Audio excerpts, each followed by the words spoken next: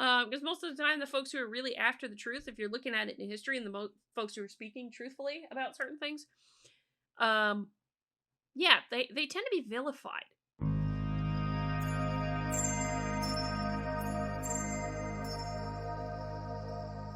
Thought it'd be an interesting change of pace, to play with, to play with this interesting survey. Um, and here's the and here's the fun part with it. This usually surveys like this are things that I only see come up junky. I mean, I'm sorry, it seems very junky to me. No offense to whomever put it together. It just seems that way. But usually I see stuff like this on Facebook or one of the other social media apps, and they're usually very junky things about goodness knows what, and doubt there's very much, if at all, scientific basis behind those. But this is different. This is from PLoS, which is a journal. Actually, this is a peer-reviewed journal. Again, curiosity, surprise. I'm not going to be taking 2 to 3 minutes to complete the survey. It's kind of, it says it a little bit further down. I figured it'd be fun, just to walk through this. So, and critique it, and I'll see what my answer turns out to be. This happens to be open access, so I will of course leave the link in the description for you, and I encourage you to go have some fun, because I'm certain this could be quite interesting. So what motivates you to do your research? We all hold values that influence our decisions, but how well do you know yours? When multiple things feel important, what do you prioritize? Challenge yourself to find out your motivations by taking our quiz, and then learn how your values are helping to make science communication stronger. Instructions. We'll show you a pair of statements that researchers tell us are important to them. For each of the 10 pairs, choose one statement that is of a higher priority and one statement that is of a lower priority to you personally. The results you will uncover your core values and how they help to strengthen your scientific communications. The choices will be tough. Move through the questions quickly and don't second guess yourself. Well, this isn't going to be quick.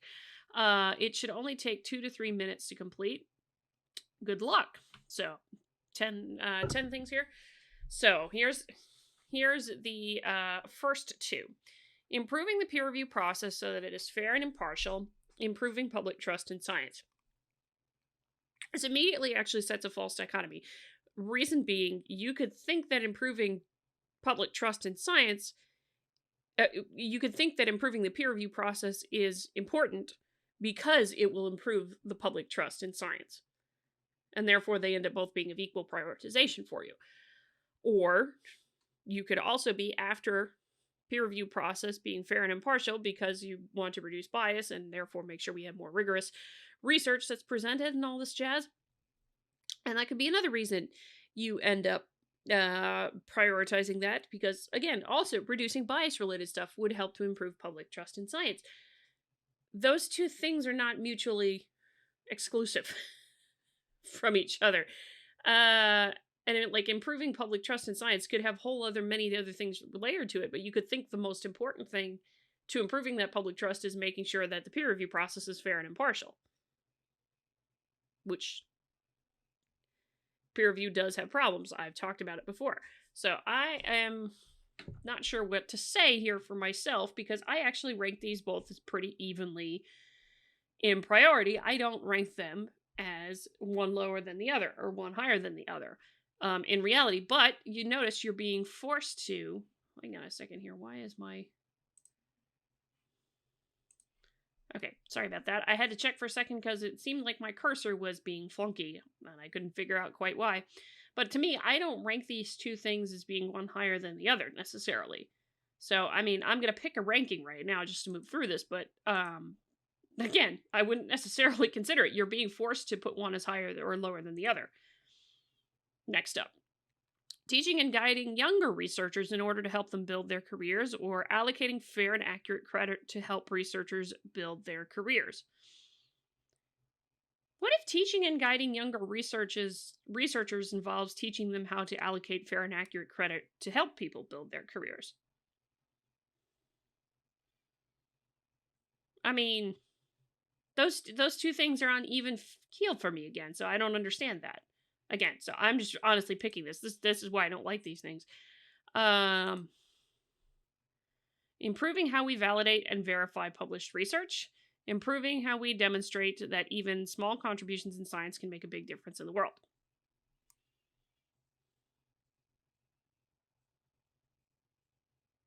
So, if you improve how you validate and verify published research, wouldn't that necessarily demonstrate that small contributions can make an important difference? Important difference in the world. What important difference in the world are you talking about? Wait a second. If you're talking about small contributions to science, aren't you making improvements to scientific understanding and you're not necessarily changing the world?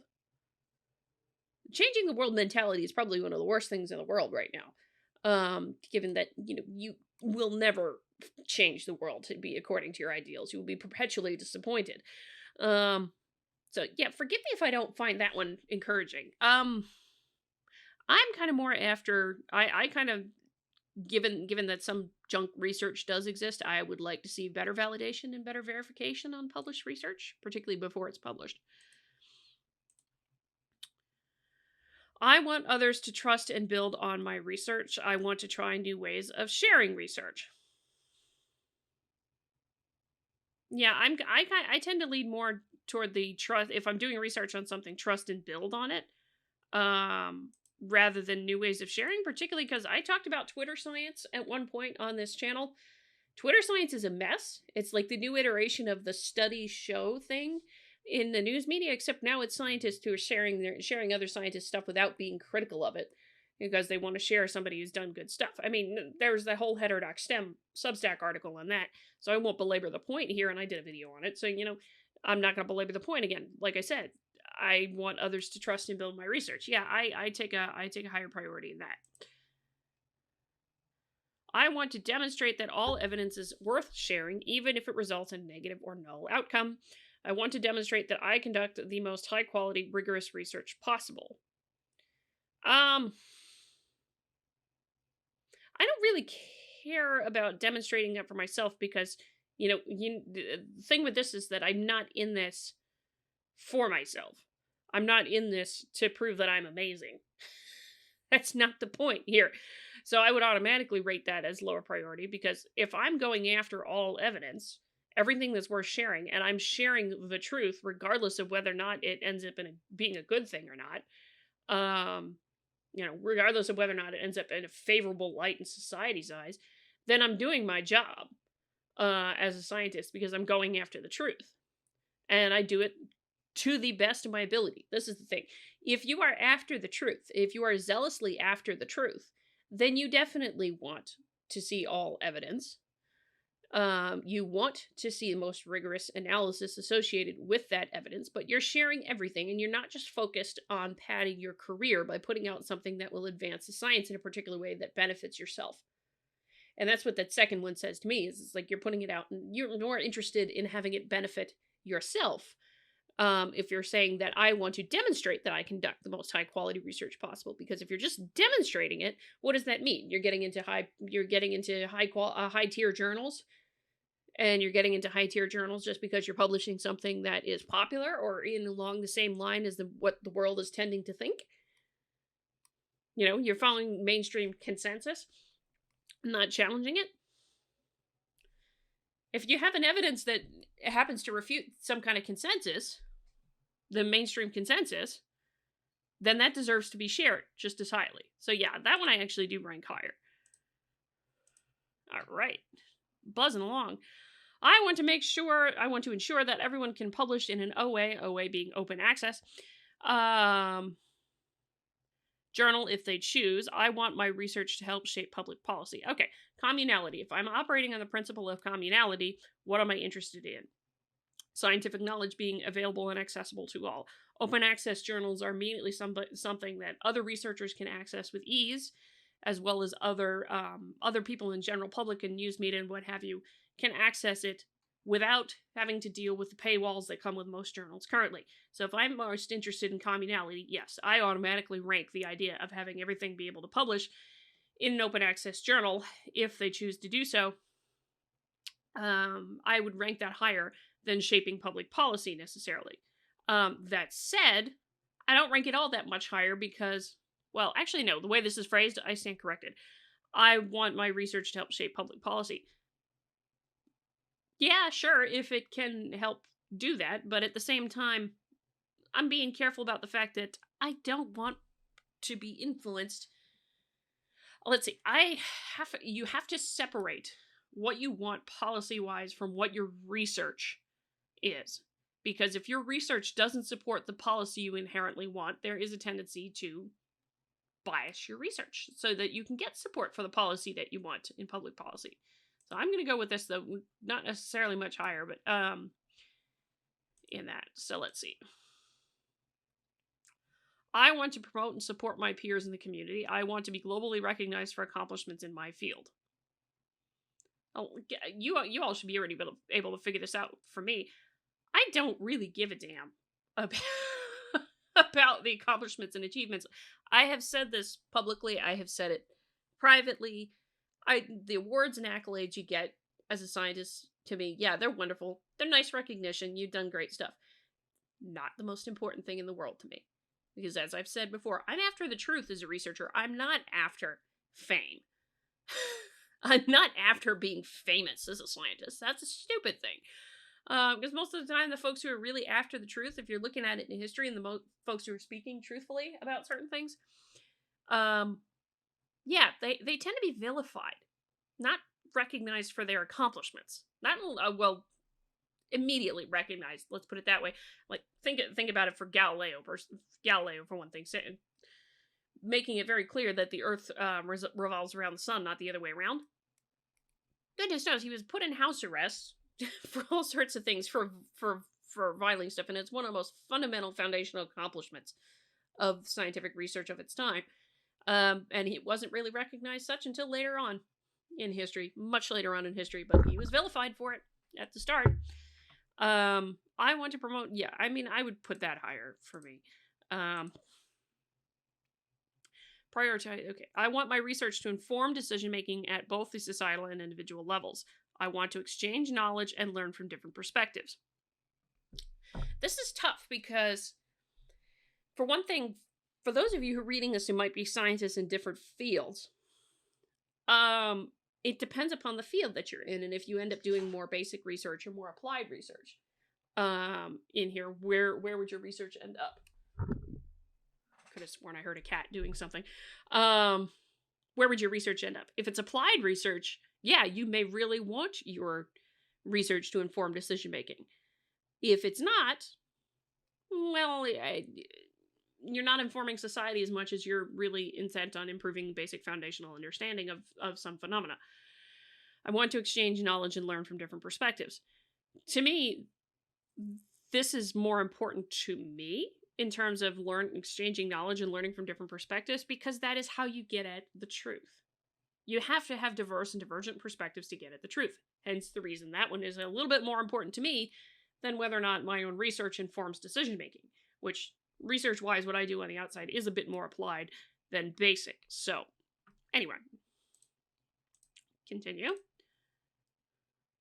Prioritize each. I want my research to forge a path for others. I want to learn something new every day. You could do it either way with that one. Honestly, that's another one that's 50-50, and that's why I don't like this survey, is because you're just like, I have to think about which ones I would prefer, which ones I would prioritize, because in this case, this is one where I'm just like, yeah, actually, I like both of them. I hold both of those on an even footing. I actually do hold those completely on an even footing, so what I'm going to say here doesn't necessarily matter at all. Let's see. I think this is the last one before you get to the results. I want the freedom to set my own research agenda based on questions I think are important. I want everyone to have the freedom to read and access research. Okay. As a researcher, yeah, I actually have the top one in mind quite often, because I do want the freedom to set my own research agenda and answer questions that I think are relevant based upon the literature in my field. I understand that's not the same for everyone. So I kind of want that more so than I'm very much interested in the freedom to read and access research. That doesn't mean I don't think folks should publish in an open access journal. That's not a contradiction to the previous answer. But for me, it's a higher priority to set my own research agenda here and answer questions that I think are important to be answered. Particularly when it's quite plausible. If you're looking at it from very different perspectives, it's quite plausible you see a question that is not being answered by the literature at large, but you recognize it as an interesting problem because you can see the intersections between a few things, and you recognize, oh, wait a minute, let's answer that. Let's set up an experiment and answer that. Sometimes it's hard to convince people that that question is deserving of being answered. Thinking of that particularly in respect of funding, sometimes that's a hard thing to convince funders of, but it is something of importance. So let us see. I think we're at the end. Oh.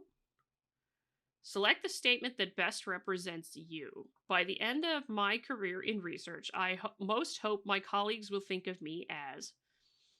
Why should I care? this is wait, hold it a second. Research wise, if my job is the pursuit of the truth, why would I care? Why would I care what others think? And of course, that doesn't mean I want to be an asshole or anything like that. That's not it. But why would I necessarily care as a scientist what my colleagues think of me as much as whether or not I was doing the job of pushing for the truth in research with respect to my own field? Anyway, let's see. A researcher who shares freely, assesses work fairly, and acknowledges all contributions to research. A researcher whose work is always high quality, reproducible, and reliable. A researcher who has made tangible difference in the field and in the world. An innovative researcher and mentor, and a leader in my field or region. A creative and dedicated researcher with deep experience in my area of interest. There could be combinations of all of these, truthfully. There could be combinations of all of these that end up in there. So yeah. I don't quite know which one to pick. I'm going with this one here. A researcher whose work is always high quality, reproducible, and reliable. Let's see what we got. You believe in trust and integrity. Oh, here we go. Your responses suggest that you value trust and integrity. You want researchers and the public alike to know that scientific research is reliable and verifiable. You work hard to adhere to the highest standards of rigor in your own research and expect other researchers to demonstrate the same commitment to quality. Yeah, that's not too bad, actually. That's not too bad for what I want, actually. Watch this video sound on for researchers like you. Read more about your results and learn how you can use open science tools and strategies to help advance your values. All right. Whoa. You believe in the importance of trust, value integrity, and want the public and fellow researchers to know that they can trust and rely on the strength of your science. Okay.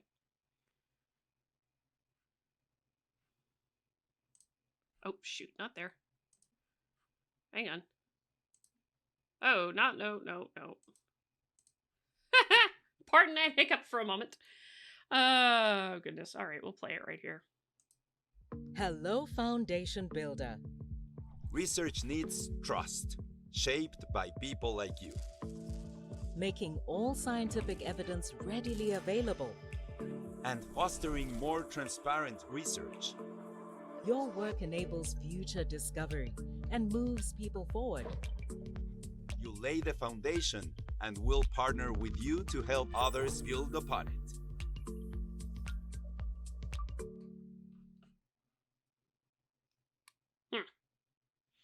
Let's see. What does it mean to value? You believe the trust is earned through action. This means demonstrating rigor and validity by sharing the artifacts of research and editorial assessments, such as the study design methods, data, or peer reviews. The insight this documentation provides gives readers a deeper understanding of research, showcases the quality of the approach, and illuminates the careful assessment the work has undergone prior to publication. You understand that integrity doesn't have to mean perfection. It can mean instead having the confidence to open your work to scrutiny and the strength of character to acknowledge and correct errors should they ever arise. You believe in holding yourself to the highest standards. Funny, given the video about standards yesterday. When conducting confirmatory research, you transparently articulate your hypothesis, study design, and analytical approach before research begins, and follow through, even when the results are negative.